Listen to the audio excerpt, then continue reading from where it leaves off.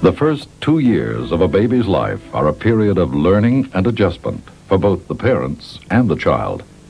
I'm just going to pull this way. Caring for a new baby, parents may see symptoms and conditions that raise their concern, and they will take the baby to a doctor.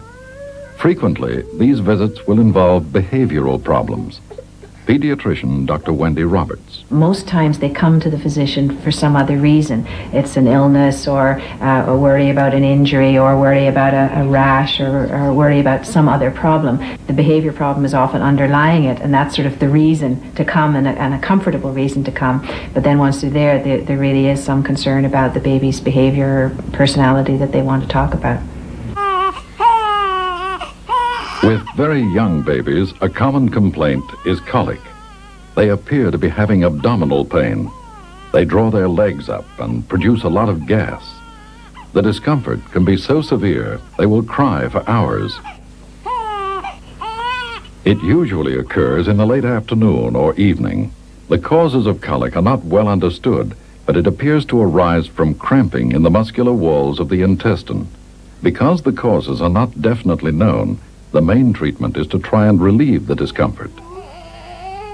Close contact seems to settle and work some of the time. There is definite comfort that comes from being talked to, being sung to, the rhythm and the extra stimulation of voice and music can be helpful. Medications can occasionally be prescribed, but these can have side effects. Parents can try non-prescription products that sometimes provide relief. The theory that colic may be caused by a food allergy leads some to change formula, substituting a soya-based preparation for a milk-based one. However, if a mother is breastfeeding, she should continue. It's a cold comfort, but colic is a condition that most children outgrow somewhere between 4 and 6 months of age. However, it is something that parents should watch closely.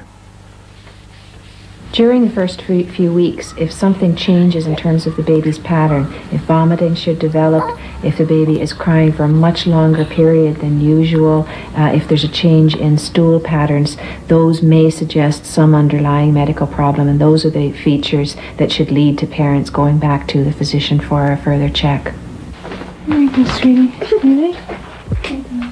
Often, behavioral questions arise about sleeping.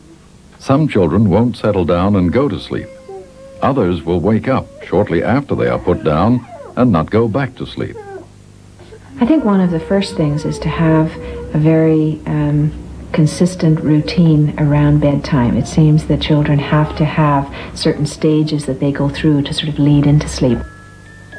Some of the elements of the routine are very much tied into certain stages that they go through in development, where really one of the first things is that they don't want to have to leave mother for the night. And so that as you get into more of separation anxiety, where the child is more aware of being alone as they get to 7 or 8 or 9 months, they don't really want to be by themselves. And so one of the first approaches to helping sort out a sleep problem is to try to aim to get the child used to going asleep alone. And the things that can help with that is the 2 or 3 little drinks. Often there's a real routine around having a drink, the bath time, the story time, having a familiar object in the bed or in the crib with the baby, because that becomes a replacement object really for a mother. So they waken up and they see the same familiar objects there, they're more likely to go back to sleep. So there's the routine of saying goodnight and actually being left on their own, which will lead most children then to settling down and going to sleep. To help the baby feel secure, the room should be dimly lit with no harsh shadows, so he can see his surroundings and not be frightened. If the baby makes a fuss once he has been put down, parents should reassure him every 10 minutes or so by placing a hand on his body, but they should avoid picking him up. There's some very determined babies who are really absolutely insistent that they're not going to accept this structure, will for the first few nights keep up fussing and crying, sometimes for 2 or 3 hours. But if you can live through that for 3 or 4 days, they very quickly adapt and get the message. And often, in fact, a 2 or 3 hour fuss one night will only be an hour the next night, and the baby will be settled in 5 or 10 minutes the following night. It's amazing how quickly it works if you're consistent. As babies get older, questions sometimes arise about eating. Children that won't eat regularly or are finicky eaters. These changes in eating habits may be part of the natural growth process of the child.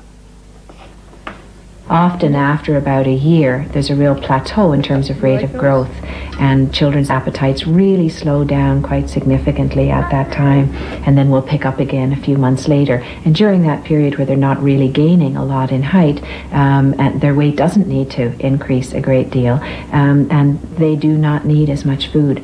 And that often leads into a period where food becomes a wonderful arena to have some interaction and establish some independence. So that meals, unfortunately, often become battlegrounds. Part of the resistance at mealtime stems from a child's natural preference for certain tastes and textures. They will struggle to get what they want. Tomato. I think that the way to avoid a battleground around that is to say, well, that's the food. You take what you would like from that food, but if you don't eat very much of that food, there will be no other food offered until the next meal. And that's a choice that you're making, and that's absolutely fine with me as a parent. A parent can also use some psychology in presentation. Make the meals more interesting by putting a variety of small portions on the plate and arranging them attractively.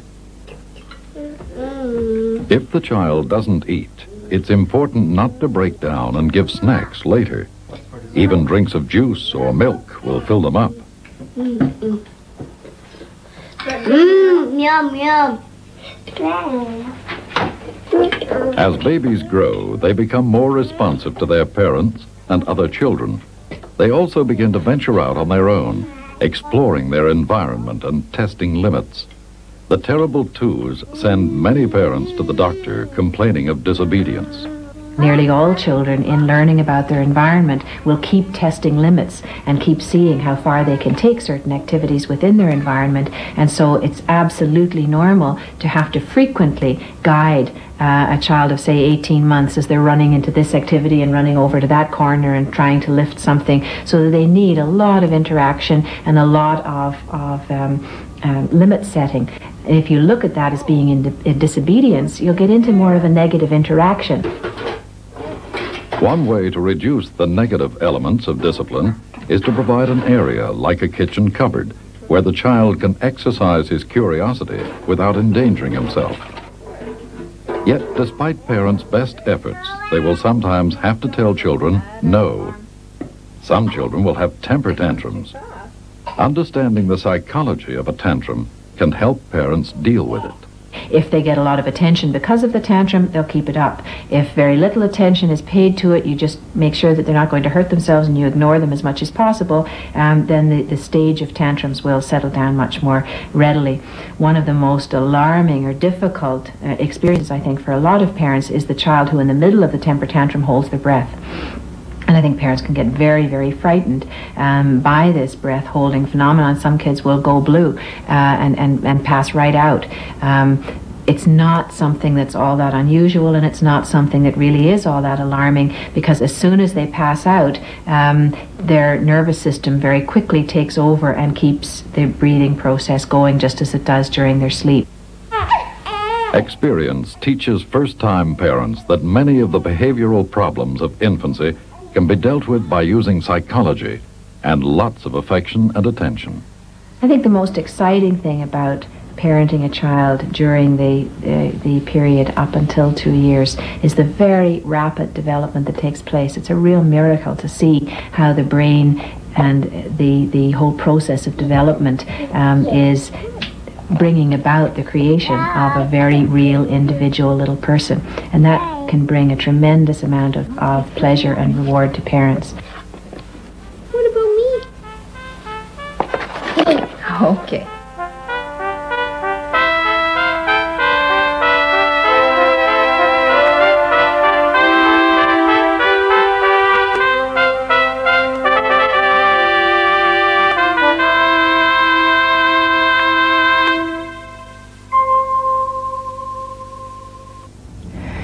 爱的观众，今天的健康良方就要结束了，不知您看后有什么收获？如果你对本节目有何看法和要求，欢迎来信告诉我们。好，观众朋友，我们下次再见。